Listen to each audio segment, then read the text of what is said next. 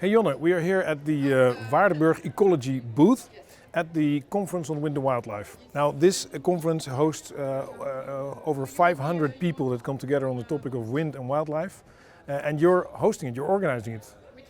We are. Kind of special. Yes, we're very proud to be hosting this excellent conference on wind energy and wildlife, and we're doing this because we do an awful lot of work in this field of study. So we're very excited to meet this large amount of people and to exchange ideas about our field of work. Place to be. And, exactly. What is your role in this wind and wildlife?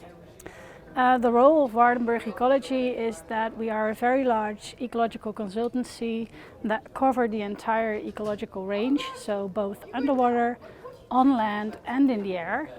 And my personal role is I am a bird ecologist at Waardenburg Ecology, and I work a lot on the interaction between birds and wind turbines. So I study flight behavior of birds in and around wind farms. And I use that information to advise developers of wind farms on how and where to build their facilities. And you are also one of our beloved customers. You have a MAX, a mobile bird radar from our side. What is your experience with that radar? Yeah, so we use that radar a lot actually in studies related to wind energy.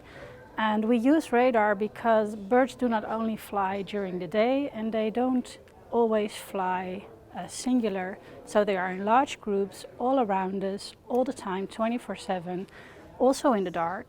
And we need to know the behavior of birds in and around wind farms in large scales, 24/7.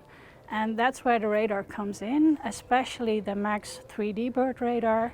That 3D part of that radar is very special for us. That gives us all the information, very detailed information of the flight paths of all birds within a range of the radar, 24/7. So when it's light, when we can see the birds, but also in the dark. Yeah, because for radar it doesn't matter if it's day or night, Exactly. It sees equally well.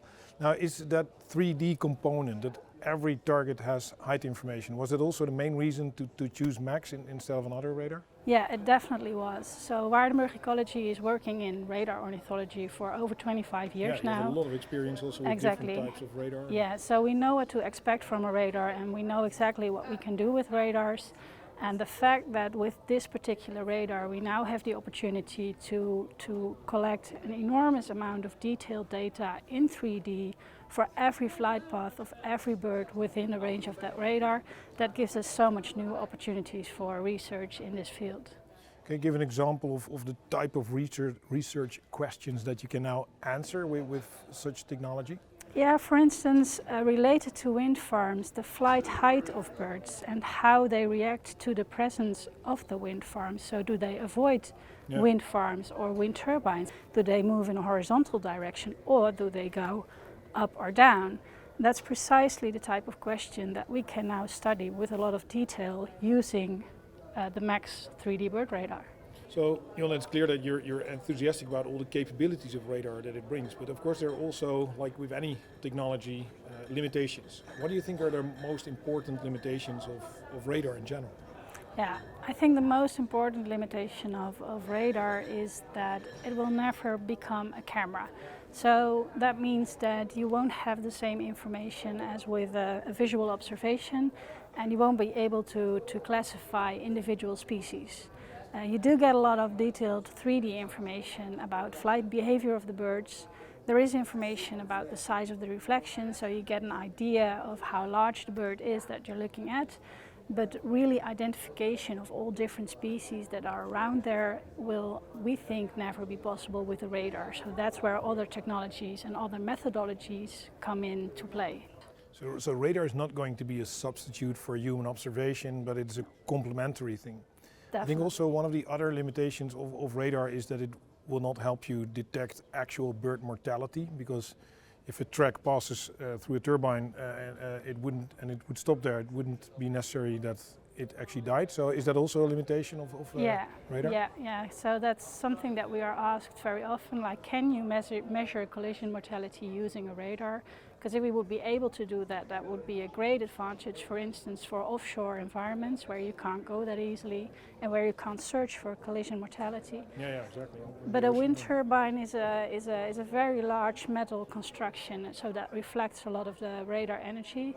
So you can't see up close to a wind turbine, so you will never be able to see whether a bird is actually safely passing by or is colliding with the wind turbine. So for species recognition as well as for actual measuring bird mortality, that would typically be where other sensors come in play and that you can combine different technologies. Exactly.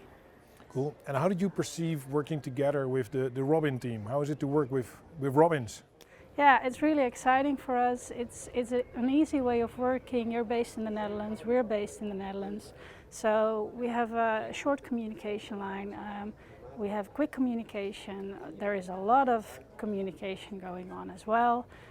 If we have ideas from all our ecological background and from our experience with radar, we always know that you're listening and that you're trying to find solutions from your technical point of view together with us.